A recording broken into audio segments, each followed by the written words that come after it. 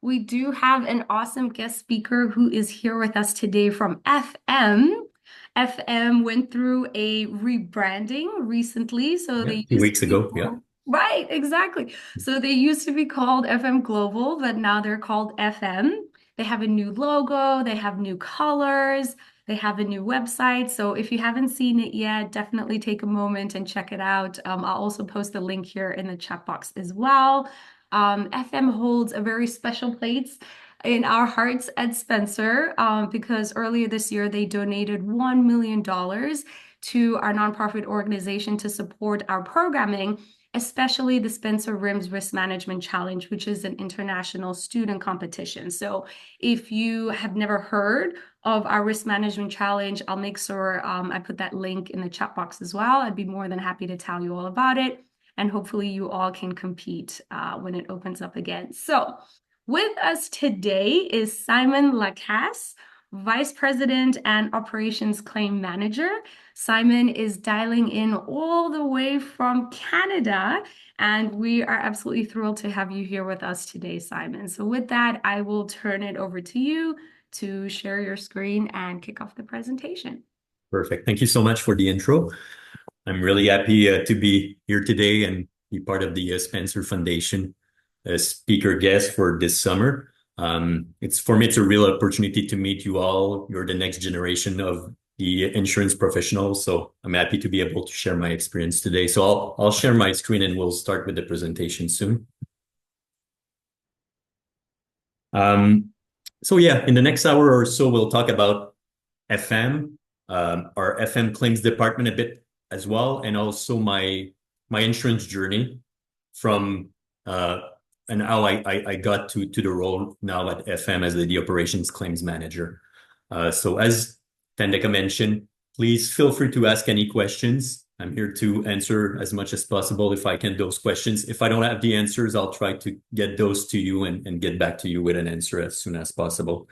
But before we start, I'm just curious to see in the audience if you had any claims experience before. It's either during an internship, during your curriculum, or in your professional jobs right now. I'm just curious to see if you had the chance to touch base or have a bit of a feeling about the claims world.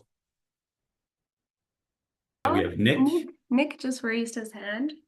Okay. Hey, yeah, I've just recently got a touch of some of the claims world in my internship with a hospital. So I see all kinds of claims made against the hospital, or whether it's malpractice or property, everything. It's really, really interesting, and I'm learning a lot.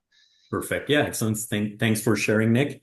Yeah, we'll talk about property insurance claims today, as FM is an property insurance carrier. But yeah, there's a different path in the claims world, as you mentioned, liability, malpractice, and different type of claims handling. So thanks for sharing.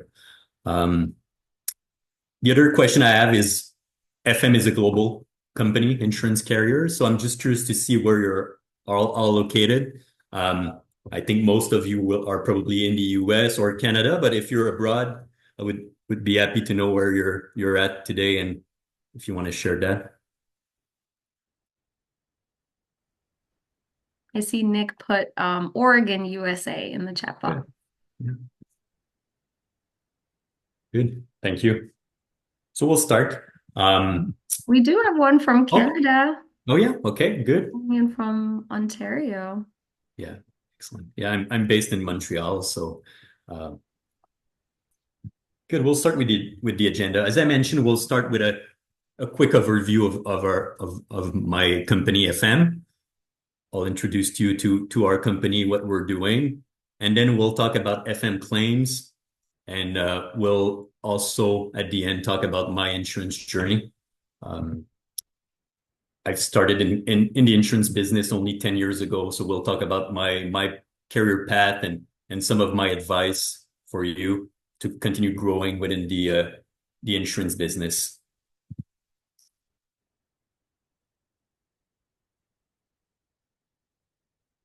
So let's start with the FM overview.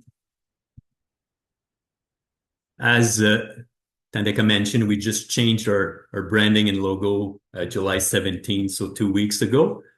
But But I wanted to share, first of all, our purpose. So at FM, our purpose is we protect today for a better tomorrow. So we are really focused on a pioneer approach to property insurance. And we think our approach is powered by our partnerships and our mutual commitment to loss prevention to our client. So we're really focused on science-based research and solutions to loss prevention that will drive change and deliver results that will benefit our clients, our partners, and our communities as well.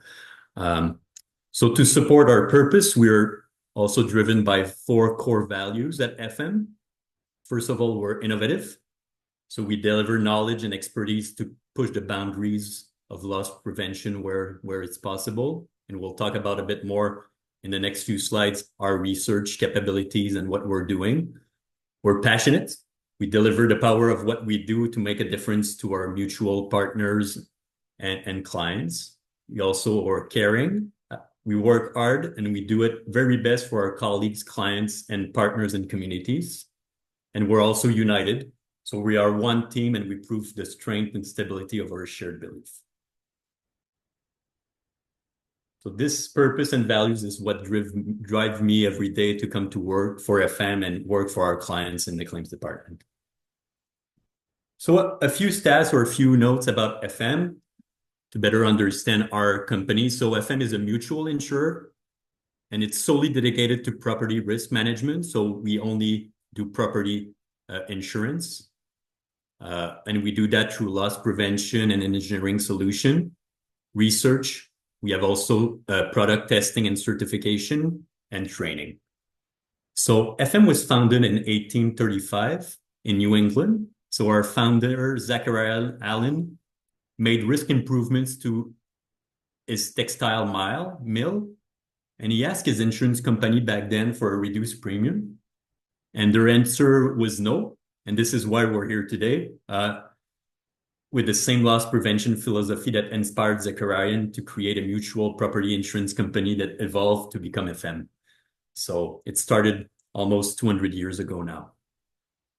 So FM is serving 1 in every 4 Fortune 500 clients, and every 33rd of the Fortune 1000 clients as well.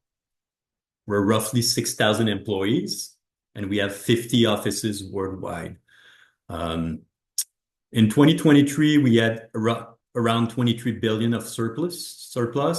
Our premium was around $11 billion, and our total assets around 35 billion. Last year, we gave back to our owners, the policyholders, 1.5 billion in credits. And we had a combined ratio of around 80%, 79.2 for the last 5 years for our combined ratio. And one of the interesting facts is that 68% of our clients have been with us for more than 10 years. And it really shows that long-term relationship is important at FM. We have also been a partner with Spencer Foundation for decades now,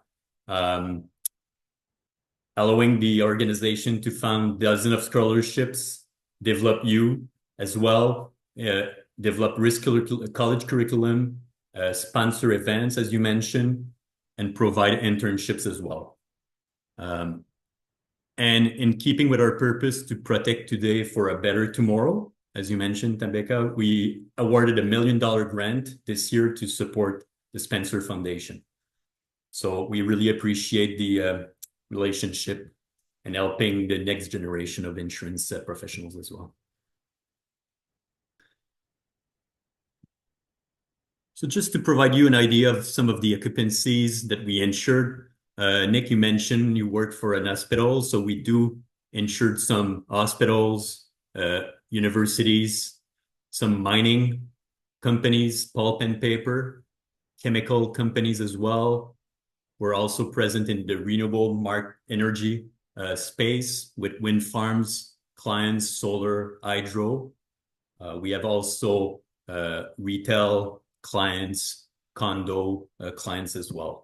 So this is some of the examples of occupancies that we insure at FM. And what makes us really special is we're merging engineering with consulting. And I'll mention during my insurance journey, I have an engineering background, so I'll explain a bit more what attracted me to FM at first. So we use engineering solutions to protect our clients from the most of the perils of fires, floods, windstorms, earthquakes, explosions, equipment breakdown, as well. And in order to bring those engineering solutions to our client, we have a research campus. So our FM research campus is a premier center for our property loss prevention, scientific research, and product testing. So in this facility, this is where we do a lot of testings about sprinklers. This is one of the most innovative research and testing center in the world. And we have 4 main labs. So we have one lab that focuses on fire technology, one that focuses on fire protection, where we do some of the fire testing, as you can see on the picture. One lab to focus on natural hazards, and the other one focus on electrical hazards.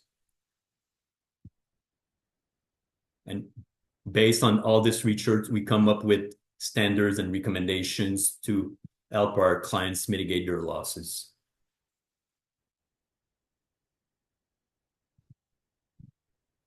And since we're a global company, we also have a center in Singapore to serve our Asia Pacific clients as well. So in this center, we'll also do some research. There's hands-on training, some collaboration with our clients to explain our engineering solutions.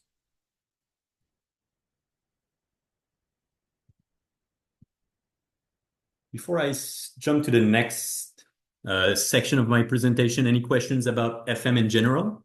I'll be more than happy to answer those.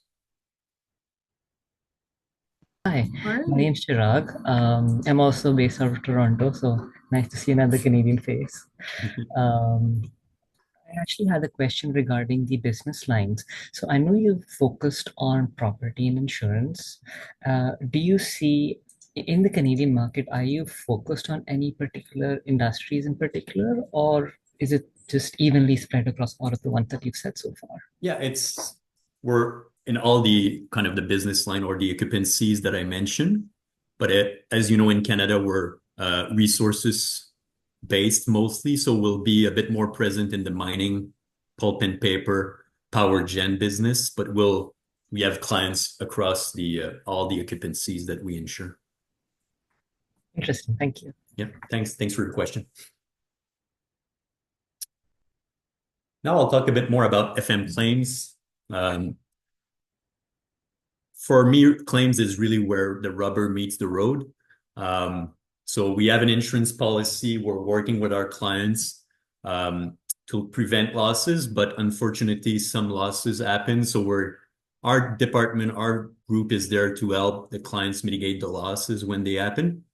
So I'll explain a bit how we work at FM claims. Once again, feel free to ask any questions. So for us, the claims difference is really important at FM, and this is what we do. So we have an in-house adjustment team. So I have the chance to work with roughly 20 adjusters in Canada across our 3 offices in Montreal, Toronto, and Vancouver. And they're working in-house to go out and visit losses, help our clients mitigate their losses when one happen. We have a really good knowledge of our clients. The adjusters have on-the-spot authority to make decisions to help the client get back to operations as soon as possible. We really focus on loss mitigation, working with our clients to find solutions to reduce their downtime and get running as soon as possible. It's a mutual ethos since we're a mutual company, so we work really together to try to find the best solutions. And we're also making sure when possible that we will find ways to subrogate against a liable third party. And if you're not aware of the subrogation concept, it's when a third party may be found responsible for a loss. So the insurance company will pay the loss and try to recover some of the money from the liable third party.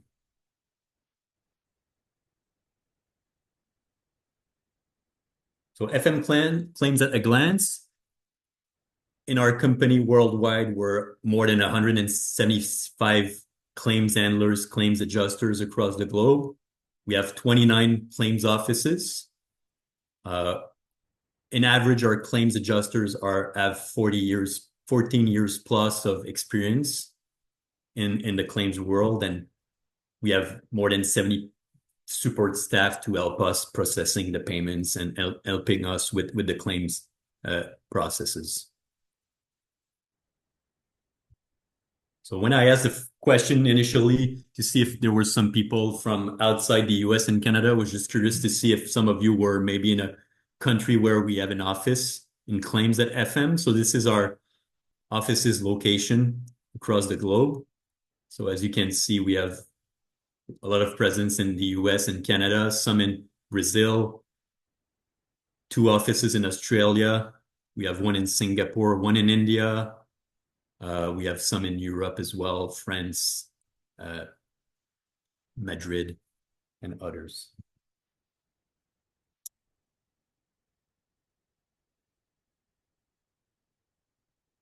I'll later share my vision of the best claims adjuster in my mind, but I'll just want to share the role of an FM adjuster, so you can kind of better understand their day-to-day job and what they're doing.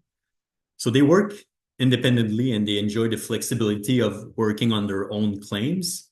So every claim for them is a little project that they need to manage. And they use a blend of technical engineering skills and consulting skills to help the client navigate through the claims process. And they really play a critical role in helping the businesses and our clients recover from property damage and the resulting business interruption from a loss. And when you're working as a claims adjuster, you're collaborating with a broad range of clients, industries, locations, consultants, and partners. So there is every day is different. When you show up to work, you'll never know what's going to happen. So it's quite exciting and challenging. That's, I think, what's make the job really fun and interesting. Any questions in the chat? Oh, no. Oh, Nick has one. So in the event of a loss, do you guys will fly out an adjuster as fast as you can usually? Is that how it kind of works? Yeah, exactly. Yeah. Okay. Our goal is to have an adjuster with boots on the ground at a site within the first 24 hours, if possible. Nice. Okay. Thank you. And I'll share some of my experience as well in soon. So, and some type of losses that we will deal with.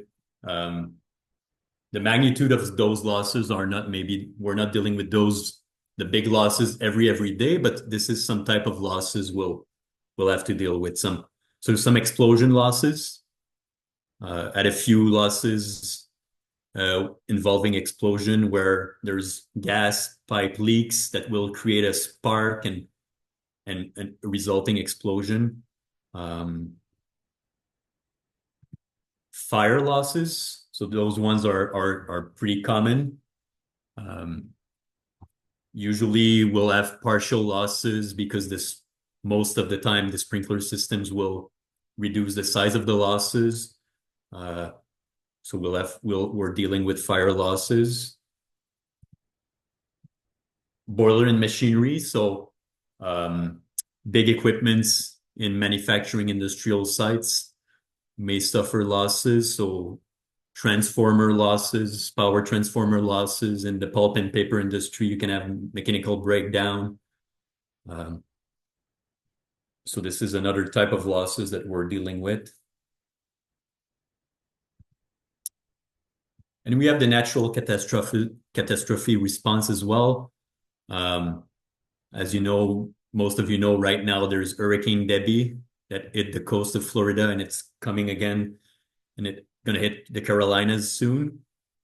So for us at FM, the NatCat response and claims is really important. So as soon as there's a big NatCat event, we'll build a team of adjusters from around the world, and they'll fly to the area when it's safe to do so, and we'll spend as much time as need be to make sure we're helping our clients getting back from those NatCat losses. So we'll stay on site until the loss is stabilized and the client can get back and run his business. So this picture is an earthquake. We have some damage from hurricane, some wind and flood damages. I do have a question actually Yes. about something you just mentioned. So you talked about how the company will fly the adjusters out there and they'll stay, for as long as needed or as long as it takes to get the client back up and running. So is there like a typical time frame? Like is it days, weeks, months? Yeah, it depends really on the size and type of losses. Sometimes it could be days uh, or week. Other time it could be like, yeah, weeks. And other times it could be months. I was dealing with some L losses in Texas a few years ago where I had to go back and forth multiple times during a year to make sure the client was helping the client negating the loss, working with the contractors to make sure the repairs were ongoing and progressing well. So it's kind of a case by case scenario, but we'll make sure we stay or we go back and visit as much as possible uh, until it's stabilized and they're back in business. Great, thank you. So yeah, when you're doing those NatCat losses, you never know what's going to happen. You're driving around. Unfortunately, it's sad for the people, the community. So we're trying as well to help the clients, making sure their employees can get back to work in the communities as well. So we're driving and we're visiting those losses one after the other, making sure our clients are able to recover. So Right, absolutely. And Nancy has a question as well. Go ahead, Nancy. hi, Nancy. Hello. Speaking to the same, how exactly do you assess, say, the extent of damage, and how much you will be required to pay off to your customer, or say, comparing to how much they're claiming, how do you assess if that's the amount that you should be able to pay them off? Just in a general, Yeah, thanks for the question. Great question. Depending on the losses, sometimes with the experience, you're able to kind of assess the extent of damage, at least at a high level. But we work really with the client and some of our consultants because as claims adjusters, you're not experts in every field, every type of manufacturing processes. So we're working with the client and our consultants together to come up with the scope of damage. What's the reasonable pricing to do the repairs? We're also working with the local contractors, so asking multiple bids sometimes for a repair work will help us managing expectations and coming with the right amount. So that's mainly how we process that. Did I answer your question? Yeah. Yes, you did. Thank Okay, you. thank you. Another part of we're a property insurance carrier, so we insure the property damage, but we also insure what we call the time element loss or business interruption loss resulting from a property damage. So if we go back and look at this picture, for example, this manufacturing facility, they won't be able to produce for a while we're doing the repairs of the property damage. So they'll suffer a business interruption loss as well. So our policy at FM will provide coverage to help them working with the cash flow while they're doing the repairs. So we'll provide business interruption coverage to pay their business interruption loss resulting from a property damage event. So that's another interesting aspect of the job. because you need to be able to understand, as Nancy, you mentioned, the impact of the loss on the property damage, what's the amount, but you also need to understand the business process, the impact of the loss on the operations, the financial impact as well. So we're dealing with accountants, like site controllers, CFOs of those companies to understand what's the financial impact of their business. So there's on the bigger losses, there's always two angles that we need to work. The property damage side, which will also drive the business interruption loss. So it's quite an interesting job. As I said initially, you never know when you're going to show up to a site, what's going to be the impact and what type of questions and interactions you'll have with the clients. So.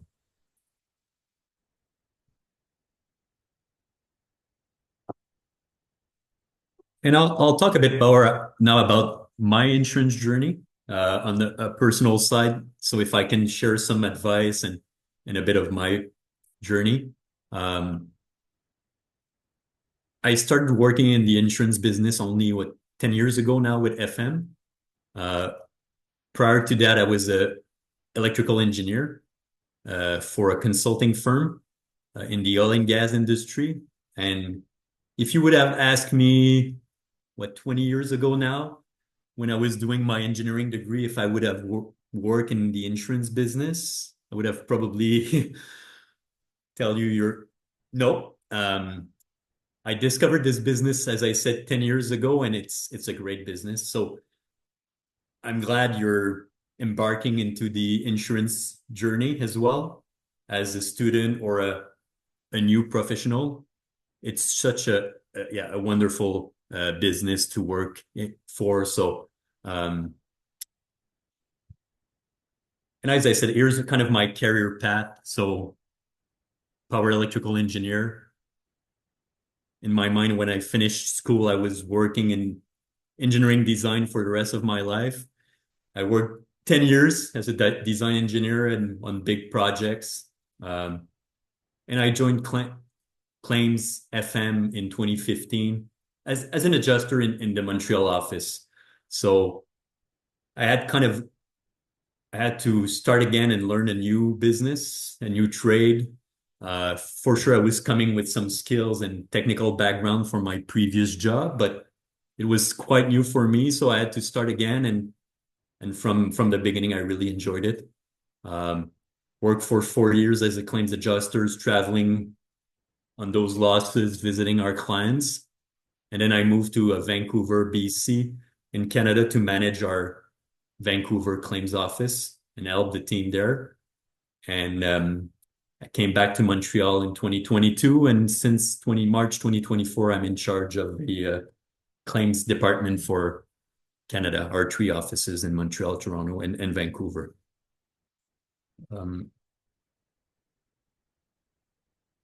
So it kind of proved that you can use your different backgrounds, and at one point of your career, if you're interested to work in claims, there's always ways to learn by doing the job, and you bring your own skills and your technical background to the job as well. So. Absolutely. And Nancy has a question for you. Yeah, thank you. Yes, speaking to how drastic that change must have been, how did you overcome the challenges into that transition, and how well were you able to comfortably adjust to the insurance environment to be able to really work through, your way up, and how have you seen yourself grow and apply probably your past experiences in insurance? Yeah. Great question. Yeah, I think it's really to after 10 years, I was working as a design engineer. So you're starting to know what you're doing. And when you start again, you need to start from the base. And it's to be willing to start there and learn. Because I didn't know much about insurance contracts, what it's claims. So you need to really be open to learn again and do the training. FM has a great training program internally. So I did a lot of internal training, also learning from the different claims I was handling. So I started handling the smaller ones so you can start understanding the process. And then you grow and you handle a bigger one and you make mistakes and you learn again. And then you end up handling larger files. So it's really to be willing to learn every day and um, making sure you're open to feedback, um, learning from others as well. I had great mentors at FM. I still have great mentors where even if I'm in the operations claims manager job, I'm learning every day. So it's be willing to uh, work with the people and ask questions. Don't be afraid to ask questions. Um, I love that. And thank you for mentioning making mistakes, right? Because I think a yeah, lot of people are afraid of making mistakes, but it's expected, right? It's not a matter of if this is going to happen, it's a when this is going to yeah. happen and And I how do think, you deal with it? yeah. And I think it's how you manage your mistakes and you Hmm. recover or you handle the next steps after your mistakes and learn from them. That's really the process. So yeah, well, everyone's gonna make mistakes. It's really how you're gonna learn from them and grow after that. So um, but yeah, it was challenging initially. I would say it's always hard to jump. Uh, when I decided to move to FM, it's like jumping and you're saying that I'm gonna do something totally different and but as I say, I really enjoy it every day. So I don't regret my decision 10 years ago. So Thank you for Fantastic. sharing that. Yeah, uh, you just got me a little thinking. What was the reasoning behind that transition? Because clearly, jumping from engineering, which is like a completely different stream, into the insurance side, what was going on in your mind? Like, what drew you to this industry? yeah, a couple of things, but sometimes there's things that happen and there's kind of pure luck and you get the opportunity to do something else. So this is kind of what happened to me. And then FM really attracted me because of the engineering background and the fact that the type of losses you were working on and the clients and I was able to bring my engineering skills to grow within a new business, a new role, a new industry. So um, yeah, and also I didn't mention it, but I have an MBA, so the financial background of the losses and being able to discuss business processes and financial impact with CFOs, it's also something that I like to do. So Super interesting because I actually relate to your background a little bit. I'm also an electrical engineer, just did an MBA very recently and got into this space. So, yeah, I totally get where you're coming from. Thank you. good. Thanks. Congrats on the MBA. It's not an easy degree to obtain. Yeah. Thank you. Um, I also want to share my vision of a great claims adjuster. People are often asking me, yeah, what's really a claims adjuster? What you're doing as a claims adjuster? I don't really understand your role and what you're doing. So kind of this picture recap pretty well what I think a great adjuster should be. You're kind of the maestro of your claim, of your file. So you're um, directing your consultants, the contractors, you're helping your clients, you're giving the pace you're giving the tempo of the file. So, and some claims can be small or shorter, other claims may last for longer. So it's really like a symphony sometimes too when you're working with on a big file. So there's a lot of people involved and you want to make sure everyone is working in the same direction for the same goal. So I think this picture really recap my vision of a great adjuster.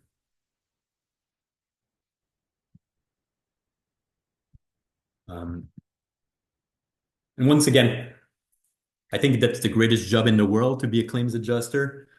You can work on major claim where you assist clients to mitigate their loss and get back on business. Um, it's rewarding to see that you're helping the client to really continue what their day-to-day operations are supposed to be. You're able to visit multiple locations, multiple cities.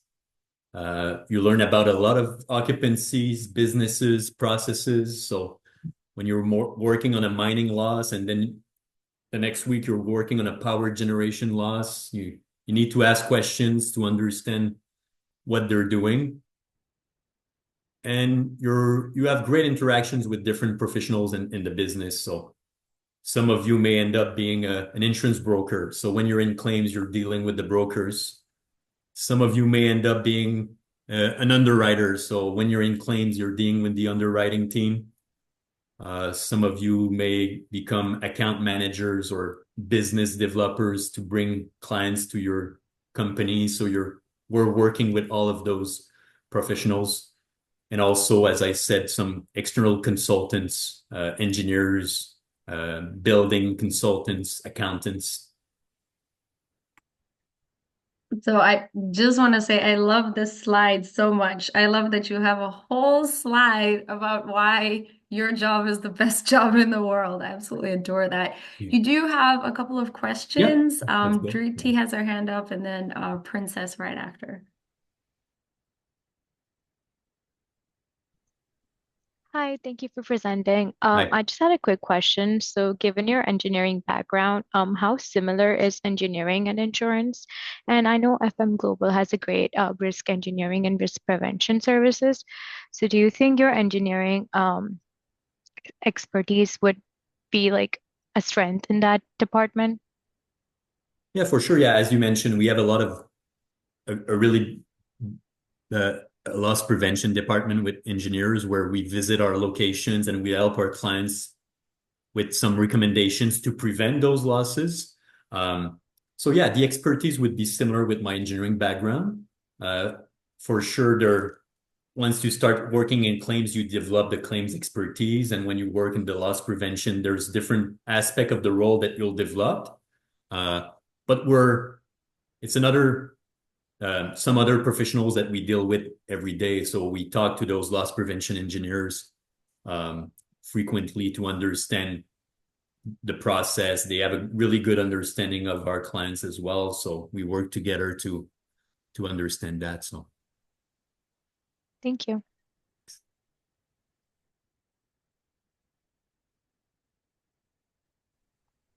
Okay, yeah, thank you for this insightful discussion and then sharing your experience and then your background. So I was just curious about one thing.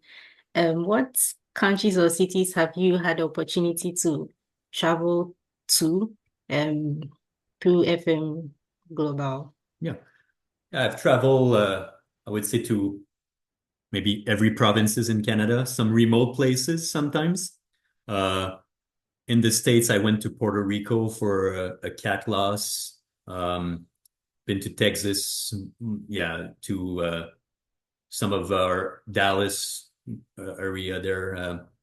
Yeah, I've traveled quite a bit, and abroad I've been to Sweden to witness some inspections, and we have offices also across the globe. So we went to our Paris office for internal training. So there's a lot of opportunities to travel when you're working in claims, that's for sure. Thank you for sharing. And last thing, just out of curiosity as well, does FM Global have like offices in Africa? Because I'm originally from Ghana, so out of curiosity, I just wanted to know. We don't have an office, but if a client has some location in Africa, we'll have claims adjusters travel to Africa to assist our client. Let's say in South Africa, for example, we'll send adjusters there to help our clients. Thank you. I'll thank you for your questions. And I also wanted to share some of my advices to continue growing in the insurance business. And this is really based on my experience. So the first one is be curious. As I mentioned, don't be afraid to ask questions, to do some research. In my mind, there's only a stupid answers. There's no stupid questions. Um, so yeah, be curious when you're visiting a loss or if you're working in underwriting as a broker, just be curious about the work and the insurance business overall. Networking as well is pretty important. So the fact that you're participating today tells me that you're already doing that. Being able to connect with your peers. So if you have any friends or colleagues in the same business, make sure you touch base and share your experiences as well. You're gonna learn a lot from them. Um, for me, continuous education was quite important. Since I didn't have any insurance background, I decided to do this CIP certification or designation, which is the equivalent of the CPCU designation in the States for Canada. And also like, yeah, just enrolling in online trainings. There's a lot of trainings available in the market, in the insurance markets. Some conference, there's the RIM conference, RIMS in the US. There's the CRIMS in Canada, the equivalent. That's going to be in Vancouver in October this year. So every time you have a chance to, yeah, join a training or participate in an event, I would encourage you to do so. And the last thing, and it's kind of part of being curious, is to understand the emerging trends and the risks of our business. Our business is fast evolving, especially in the last few years with the cyber risk. There's climate changes. The legal landscape is changing too. There's some technological transformation with the new technology, such as the artificial intelligence, AI, that's going to transform our business potentially in the next year, 10 years, 20 years, 15 years. So yeah, take the time to understand those trends and risk and what's the impact for you in your specific business as well. So by doing that, I'll think you'll have more tools in your toolbox to deliver the best services for your clients. Fantastic. You do have a question, Simon, from Nancy. Go ahead, Nancy. Speaking on like the emerging trends, how have you personally stayed ahead of market space? How have you made sure that you're aware of what's going on in these different, what do I call them? Whether cyber, climate, technology, how have you been able to stay ahead of all those? What do you use? What websites? What? Yeah, it's a good question. Yeah, websites. So doing some research online, there's like business insurance magazines or publications that are available. There's some documentation information about the overall like technology, for example, transformation in Harvard at Harvard's or Harvard Business Reviews, or the type of publication I would read to understand some of those changes. And by networking as well, and asking questions and be curious, you're able to understand and see what are those trends. So talking to some clients, colleagues, brokers, or people at other firms can help you understand the bigger picture. So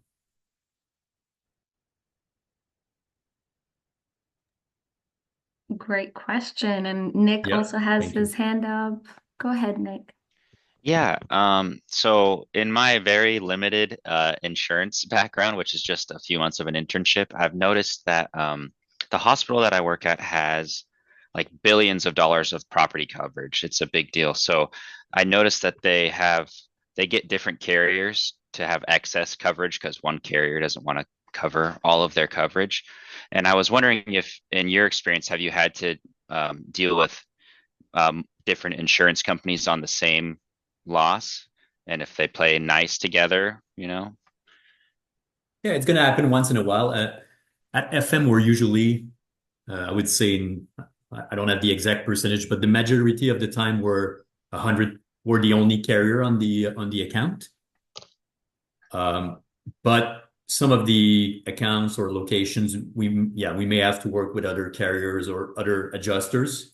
Yeah, and usually it's all about communication and making sure we have a plan, like the maestro picture again. So when there's a loss and there's multiple players involved, we'll meet and sit down and talk about a strategy and a game plan, and we'll share our information. So uh, the role of a claims adjuster, yeah, there's a lot of interactions with a lot of different people. So it's important to collaborate and work together.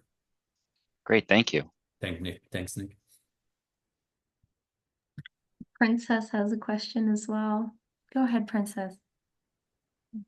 So I just have this one question. So I just wanted to ask, what will you say is the most significant trend that's like impacting businesses or shaping the insurance industry? Yeah. You're stealing my next slide, Princess. But I'll switch to the next one, but that's a great question. I think right now, at least for us in Canada, for the Canadian market, this is our biggest challenge right now. The climate change and the wildfires, I would say more specifically. When I started in the business 10 years ago,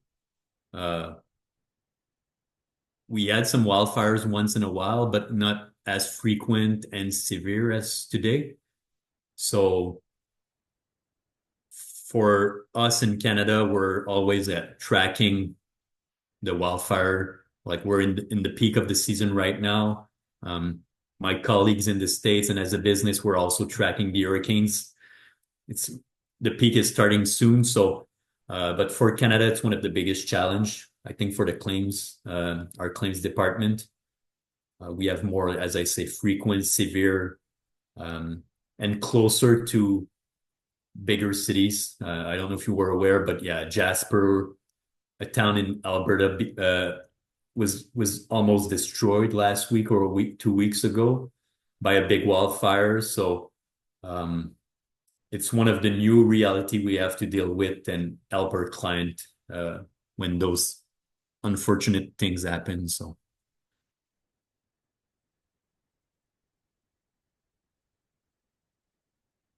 And yeah, at FM, we want to protect your purpose.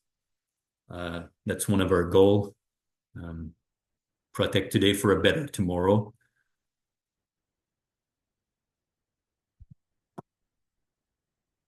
I think it's almost 2 p.m.